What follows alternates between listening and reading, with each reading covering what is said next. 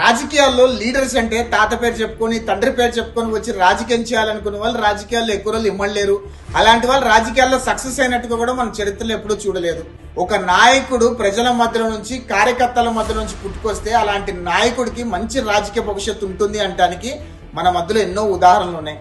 ఆ కోవాలోనే నారా లోకేష్ గారు రాజకీయాల్లోకి వచ్చే ముందే తెలుగుదేశం పార్టీ కార్యకర్తలకు అండగా నిలబడాలి, వాళ్ళ ప్రమాద బీమా కల్పించాలని చెప్పి 2014లో 60 లక్షల మంది తెలుగుదేశం పార్టీ సభ్యులకి ప్రమాద బీమాను కల్పిస్తూ ఒక సంక్షేమ నిధిని ఏర్పాటు చేస్తూ తెలుగుదేశం పార్టీ చరిత్రలో ఒక చారిత్రాత్మక నిర్ణయం తీసుకున్నారు లోకేష్ గారు. రెండో చారిత్రాత్మక నిర్ణయం ఏంటంటే ఆనాడు తెలుగుదేశం పార్టీ ద్వారా అన్నా క్యాంటీన్ స్థాపించి అన్నా క్యాంటీన్ ద్వారా ప్రతి పేదవాడికి 5 రూపాయలకే భోజనం కడుపు నిండా పెట్టాలని చెప్పి ఒక అద్భుతమైన చారిత్రాత్మక నిర్ణయంగా నిలిచిపోయింది. అది 2014లో భారతదేశ చరిత్రలో ఏ ప్రాంతీయ పార్టీకి కూడా 60 లక్షల మంది సభ్యత్వాలు లేవు. ఆనాడు లోకేష్ గారి నాయకత్వంలో 60 లక్షల మంది సభ్యత్వాలు ఆ రోజు అయ్యాయి. ఈ రోజు మళ్ళీ అదే లోకేష్ గారి నాయకత్వంలో 175 నియోజకవర్గ ఇన్ఛార్జీలు, ఎమ్మెల్యే అభ్యర్థులు, కార్యకర్తల ప్రోద్బలంతో ఈరోజు తెలుగుదేశం పార్టీకి 1 కోటి మంది పైగా సభ్యత్వాలు వచ్చాయి.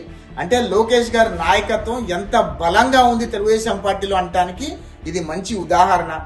ఎందుకంటే లోకేష్ గారు ప్రజల మధ్యలో నుంచి వచ్చిన నాయకుడు, కార్యకర్తల మధ్య నుంచి వచ్చిన నాయకుడు. యుగలం పాదయాత్ర ద్వారా పేద ప్రజల కష్టాలు తెలుసుకొని ఈ రోజు అధికారంలోకి వచ్చిన ఆయన ఒక మంత్రిగా ఉన్నా సరే ప్రతిరోజు కూడా ప్రజా దర్బారు పెడుతూ ప్రజల కష్టాలు తీరుస్తూ ప్రజల కష్టాలు తెలుసుకుంటూ ఈరోజు ప్రజలు చేరువుగా ఉన్నారు.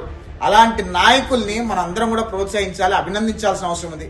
ఈరోజు లోకేష్ గారి జర్నీ చూసిన తర్వాత నాకు ఈ మాటలన్నీ వాస్తవాలని చెప్పాలనిపించింది. ఎందుకంటే ఆయన జర్నీ దగ్గర నుంచి చూస్తున్నాను. 2009 నుంచి ఆయన జర్నీ చూస్తున్నాను.